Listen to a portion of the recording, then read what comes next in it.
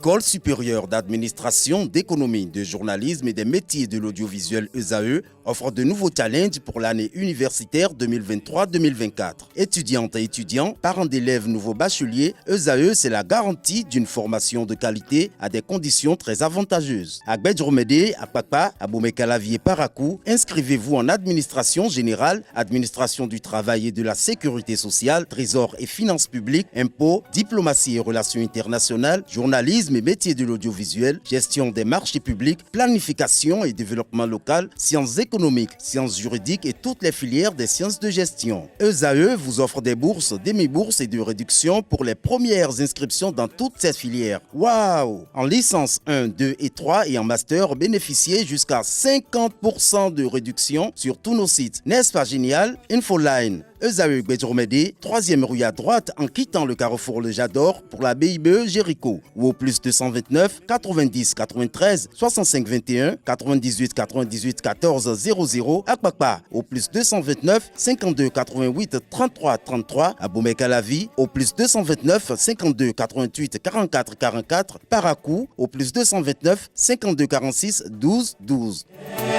ESAE, l'excellence à un an.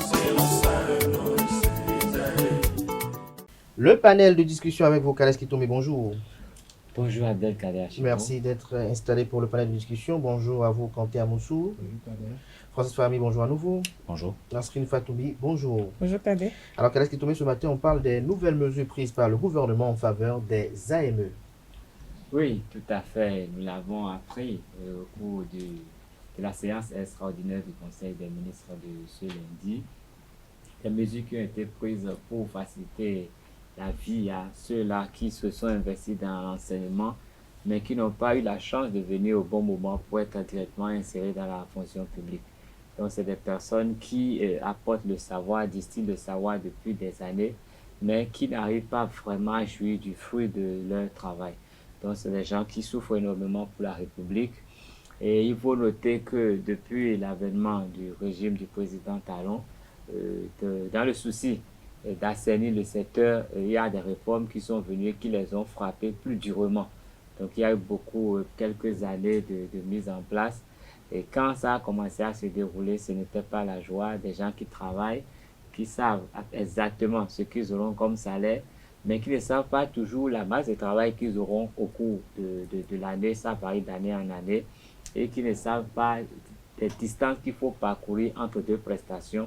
Et ces personnes ont souffert de cela jusqu'à cette date où le Conseil des ministres a quand même décidé de leur payer les 12 mois de l'année. Parce qu'ils sont payés entre 9 et 10 mois. Mais cette fois-ci, il est dit qu'ils auront au moins 12 mois de salaire. Je crois que rien que cette information est une information heureuse pour eux. Parce qu'il faut remarquer, pendant les vacances, ils tirent le diable par la queue. Ils sont prêts à tout s'endetter partout pour pouvoir passer cette étape et préparer la rentrée de leurs enfants, ce qui n'est pas du tout facile quand on est parent d'élèves.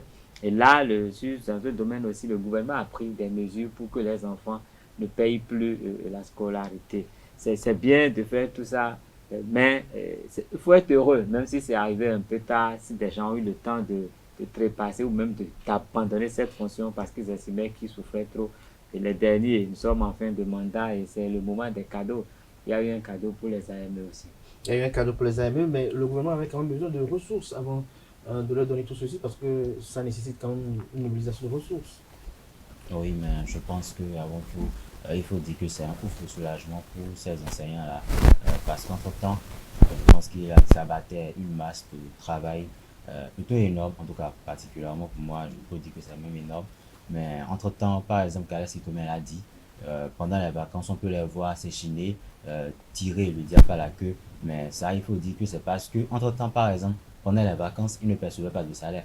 Du coup, je pense qu'avec ces nouvelles mesures, ce serait bien maintenant pour savoir s'il faut amasser assez de ressources pour les payer. Je pense que, bon, comme on le dit souvent, quand on a quelque chose à faire, on trouve toujours de l'argent. Entre-temps, je ne sais pas comment le gouvernement avait mis en place cette réforme pour enclencher la chose, mais je pense que c'est quand même un ouf de soulagement pour cette mission. Un ouf de soulagement dans cette famille, mais du moment où le gouvernement a mis en place et a décidé cela, c'est que les ressources sont déjà là et que ce sera effectif.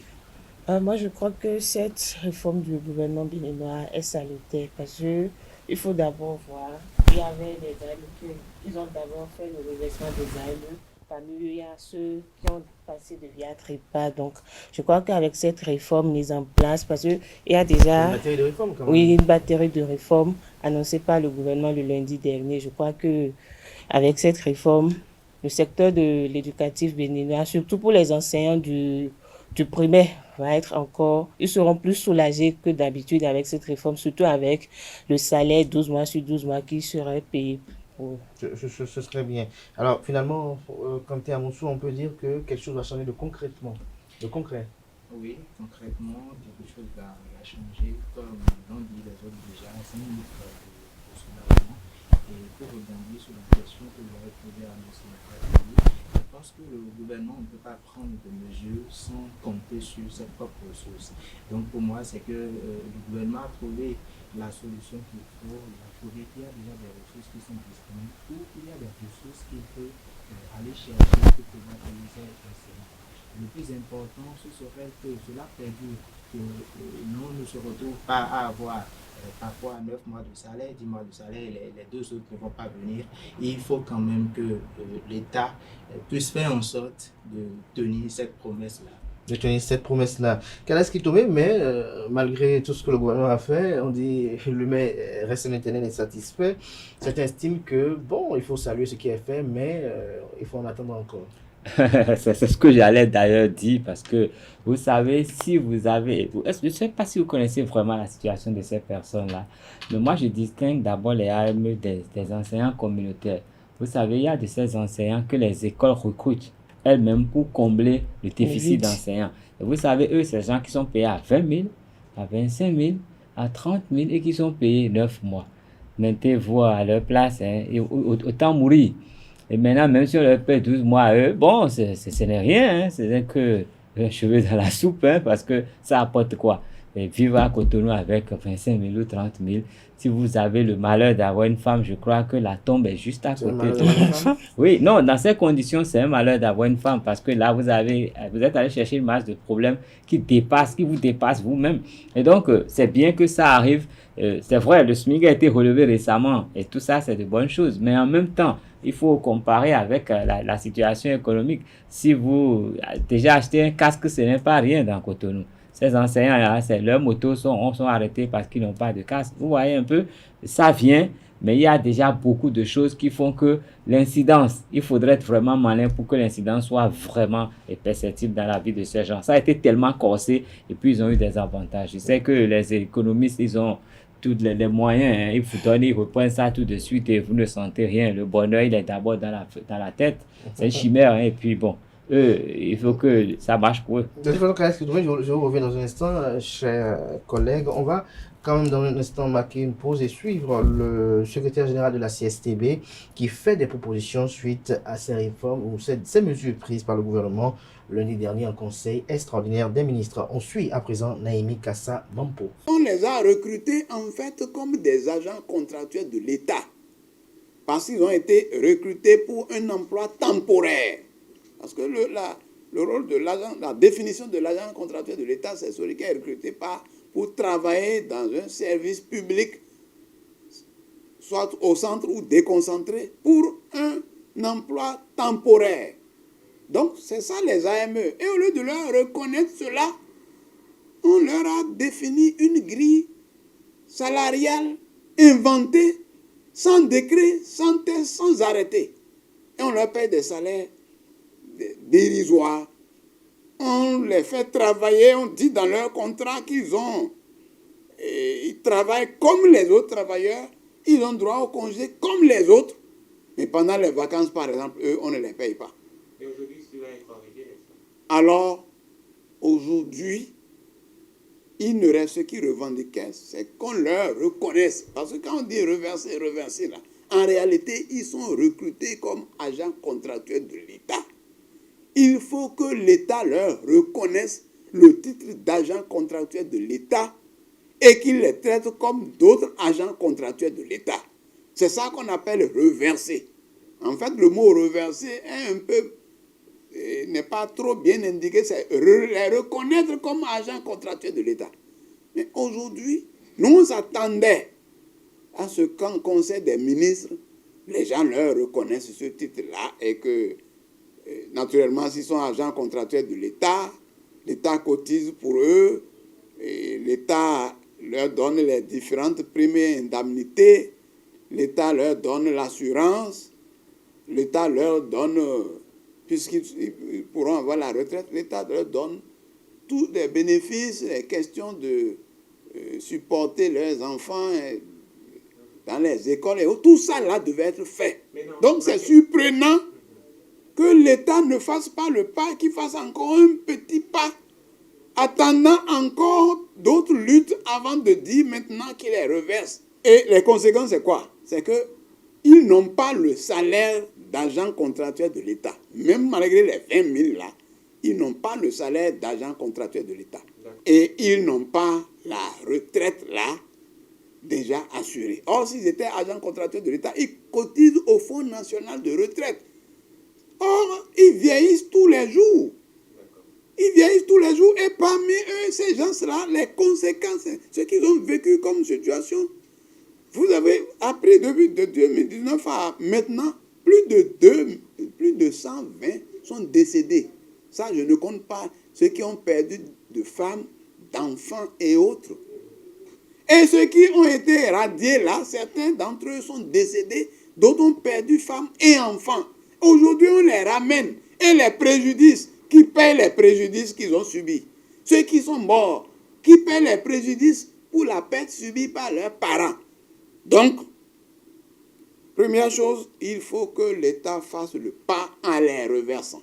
Mais la leçon, la grande leçon qu'il faut tirer d'abord avant la leçon, c'est que nous félicitons la FESEN-CSTB pour tout le combat mené. Nous félicitons les enseignants, tous les travailleurs et toutes les organisations et le pays entier qui a soutenu la FESEN et la CSTB dans ce combat-là. Retour plateau, Carles Kitomé, on vient de suivre à présent le secrétaire général de la CSTB qui, pour lui, estime qu'il reste beaucoup à faire. Il a listé quand même une kyrielle d'attentes. Selon vous, est-ce que c'est pas un peu exagéré parce que le gouvernement au-delà de tout a quand même ses priorités. Le gouvernement au-delà de tout quand même doit répondre à la fois aux travailleurs, aux agents du secteur de la santé, à d'autres corporations. Les militaires aussi en demandent de part et d'autre. Donc il faut quand même faire le juste milieu en fonction des ressources que l'on a. Non mais il est dans son rôle. Tout à fait. C'est un syndicaliste, il est dans son rôle et de réclamer autant que possible en faveur des travailleurs. Et quand on connaît cette confédération, cette centrale-là, quand même, la CSTB, nous savons, hein, ils ont une ligne très rigide, et eux, ils ne lâchent rien. Et ils sont surtout du côté des enseignants. Donc, c'est normal qu'ils en redemandent davantage. Mais quand on analyse un peu la situation, on peut se demander s'ils ont raison de demander ou pas. Parce que c'est des gens, quand vous les écoutez, oui, les travailleurs, mais ils font toujours une lecture en comparant à ceux qui sont dans les fonctions politiques. Et quand ils font cette comparaison, je vous leur donne généralement raison, parce qu'ils estiment que les gens qui s'échinent à la tâche tout le temps ont un salaire, et des gens qui, pas des acrobaties politiques, se retrouvent à un sommet, ont 10, 15, 20 fois leur salaire, 30, même beaucoup de plus. En fait, leur salaire, et eux sont là pour de façon temporaire, et des fois ils sont là juste pour servir des intérêts d'autrui. Donc, eux, ils veulent que les avantages soient intégraux. C'est vrai. Il a expliqué, on dit reverser, mais il y a des nuances, des mesures. Est-ce que quand on est agent contractuel de l'État, on vient au Conseil des ministres pour dire les avantages qu'on a? C'est connu d'office. Les avantages sont connus d'office et on sait qu'on peut en jouir. Mais quand on vient le dire en Conseil des ministres, ça veut dire qu'on n'a pas tous les avantages.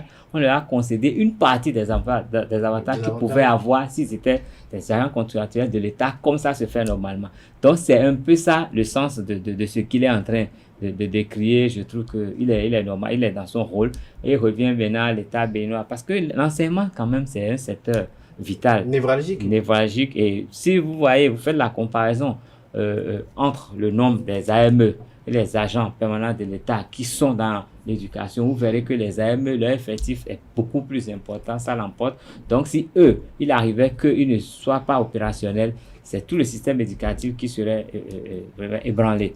Et donc, des personnes aussi sensibles, l'État doit toujours trouver des moyens pour les amadouer. Je me rappelle, hein, avant que le défunt, bon, je ne vais pas dire défunt, hein, avant que le président Yahya quitte, on avait accordé des avantages qui étaient même un peu exagérés. Les gens l'ont dit, mais après, quand ce régime est arrivé, ils ont été obligés de voir et de couper dedans. En plus, quand on donne les avantages, quand c'est le gouvernement qui donne, c'est pas automatiquement opérationnel. Les gens ont obtenu des avantages et c'est 5 ans après que ces avantages ont été actés. Donc, c'est ça, on verra si, au moins d'ici la rentrée, ils pourront vraiment jouir de tous les avantages. L'effet sera immédiat. Mais l'avantage santé, pour eux, je crois que c'est capital, hein, parce que c'est des gens, généralement, quand ils ont des problèmes de santé, ils n'ont généralement pas les moyens de se soigner.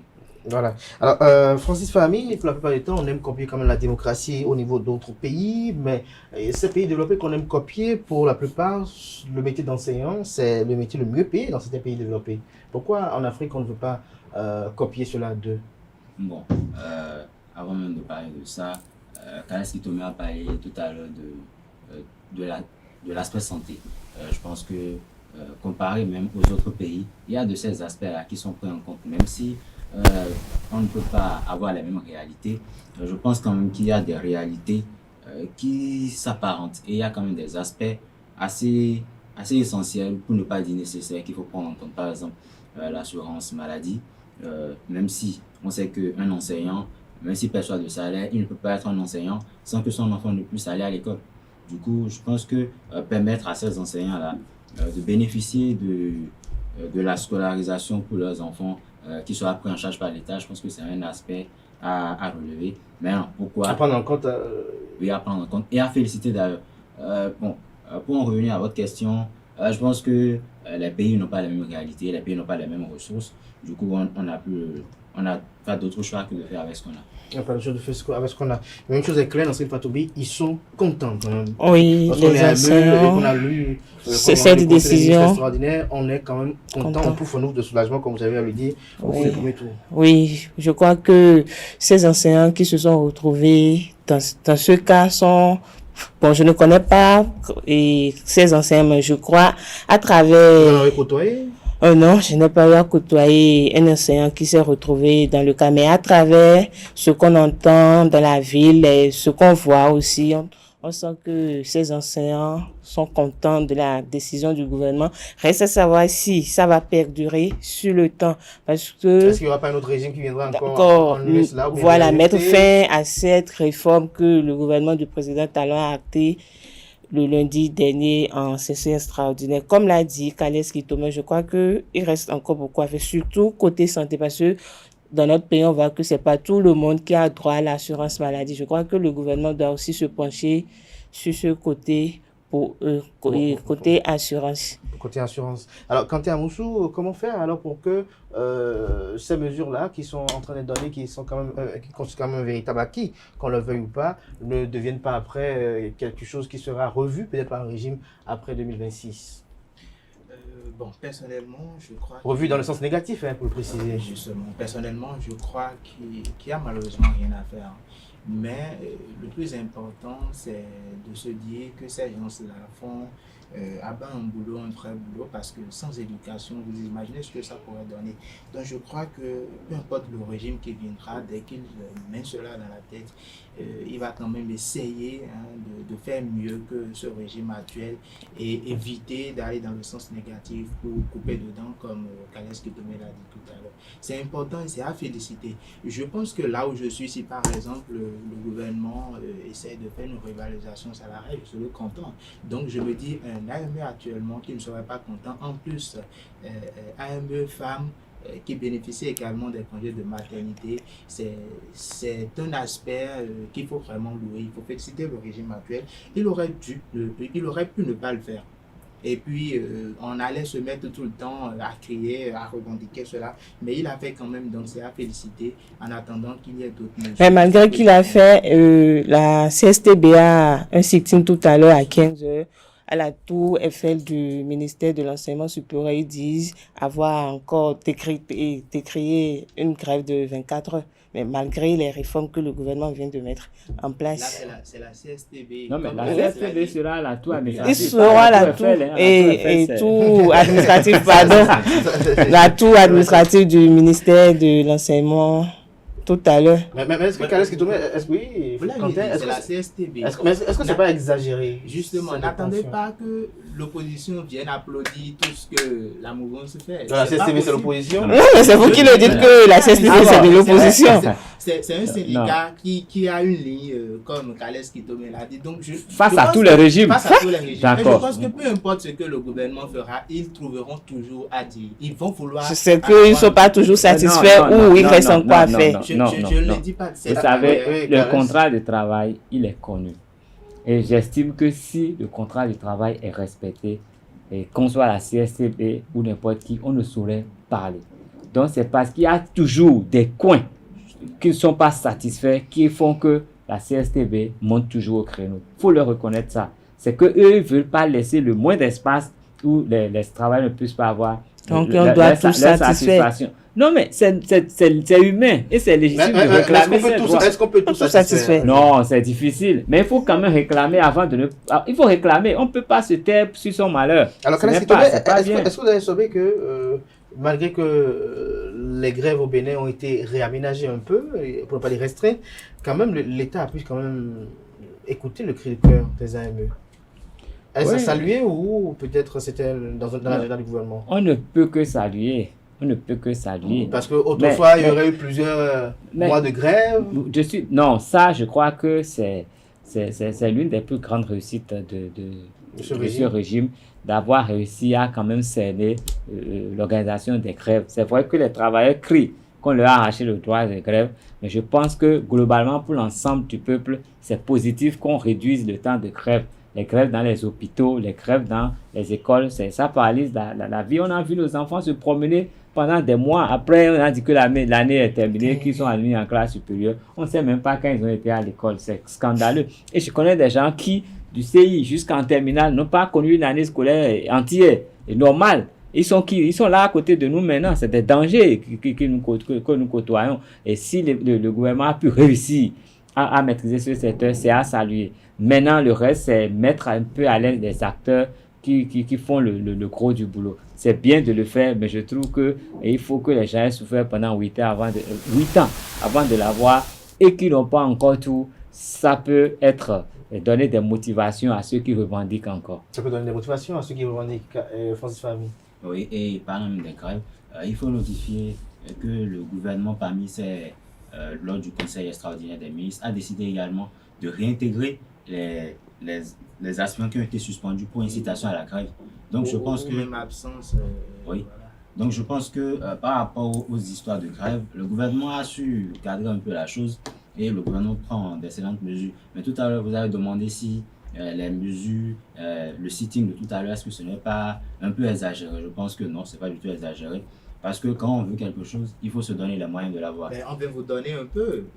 Oui, d'abord. C'est pas parce qu'on vous a donné un peu que vous allez vous limiter à cela. Oui, mais est-ce que la courtoisie n'exige pas? Est-ce que il faut pas reconnaître quand même que quelque chose a été effectué? Je pense qu'ils ont eu à reconnaître cela. Hier, par exemple, oui, mais dans la même semaine comme ça. Non, mais ils estiment que c'est quand ils crient qu'ils ont... Voilà. Oui, mais non, mais c'est pas... Parce que parfois, c'est pas... Dans la même semaine, voilà, justement. Non, justement.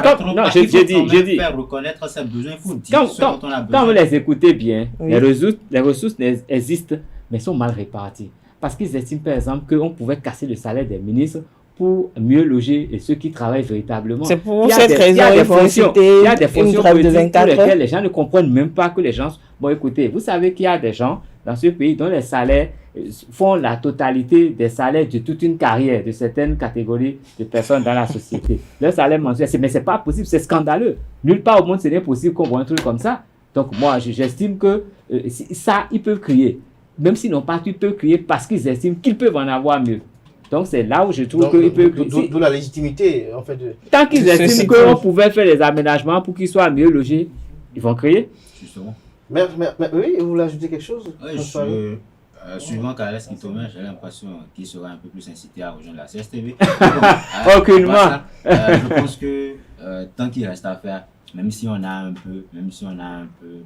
y a des actions qui sont menées, on n'a pas à s'arrêter à cela. Il faut toujours réclamer quelque chose. Tant qu'on a à réclamer, il faut toujours le faire. Maintenant, je pense que même si la CSTB pourrait peut-être attendre la semaine prochaine, ou bien peut-être un peu plus longtemps, je pense que même si on a quelque chose maintenant, demain, c'est déjà assez Et ils savent suffisant. pourquoi ils le font. Ils sont aussi dans la politique. Ils savent ce qu'ils font. Ils sont aussi de la politique. Merci de le préciser. Merci à vous, Carles Kitome. Merci à Kanté Amoussou, Francis Fahmy et Nansérine Fatoumi. Merci à tout un chacun pour cet exercice. Chers amis internautes, à présent, on se retrouve juste après le jingle suivant.